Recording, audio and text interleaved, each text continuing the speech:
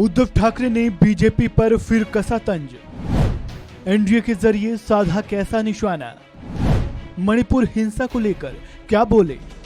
महाराष्ट्र में शिवसेना के दो फाड़ होने के बाद सियासत की दशा और दिशा दोनों बदल गई है। एनडीए से अलग होने के बाद उद्धव ठाकरे प्रधानमंत्री मोदी और बीजेपी पर निशाना साधने का कोई मौका नहीं छोड़ते।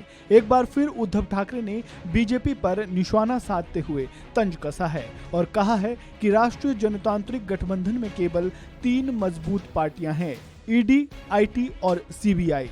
सामना को दिए एक इंटरव्यू में उद्धव ठाकरे ने मणिपुर हिंसा का जिक्र करते हुए बीजेपी पर निशाना साधा और कहा कि प्रधानमंत्री नरेंद्र मोदी मणिपुर का दौरा करने के लिए भी तैयार नहीं है।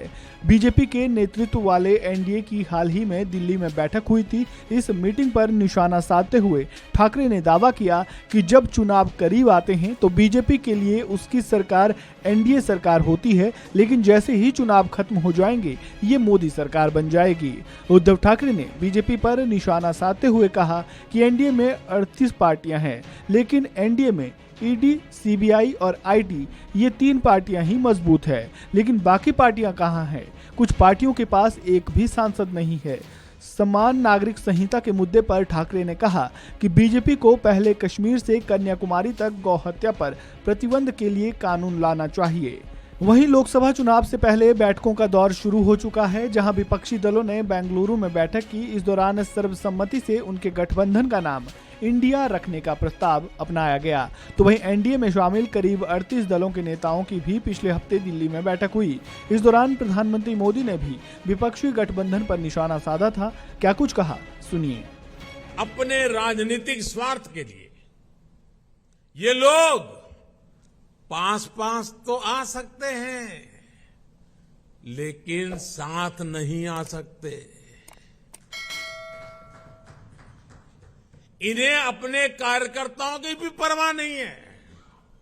ये अपने कार्यकर्ताओं से उम्मीद करते हैं कि जीवन भर जिसका विरोध किया उसका अचानक सत्कार करने लगे।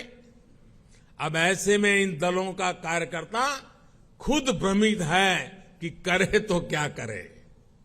मैं तो आज ये भी कहूंगा कि जो लोग आज मोदी को कोसने के लिए इतना समय लगा रहे हैं, अच्छा होता वो देश के लिए सोचने में, गरीब के लिए सोचने में अपना समय लगाते। हम उनके लिए सिर्फ प्रार्थना ही कर सकते हैं। साथियों, 24 का चुनाव बहुत दूर नहीं है। देश के लोग मन बना चुके हैं कि तीसरी बार फिर एनडीए को ही अवसर देना है। बेंगलुरु में जब से विपक्षी गठबंधन का नाम इंडिया तय हुआ है, इसे लेकर सियासत भी खूब गरमाई हुई है। प्रधानमंत्री मोदी सहित बीजेपी के नेता और मंत्री लगातार इसे लेकर विपक्षी दलों पर निशाना साध रहे हैं। इस खबर में बहरहाल इतना ही। ताजा अपडेट के लिए बने रहें वन इंडिया हिंदी के साथ।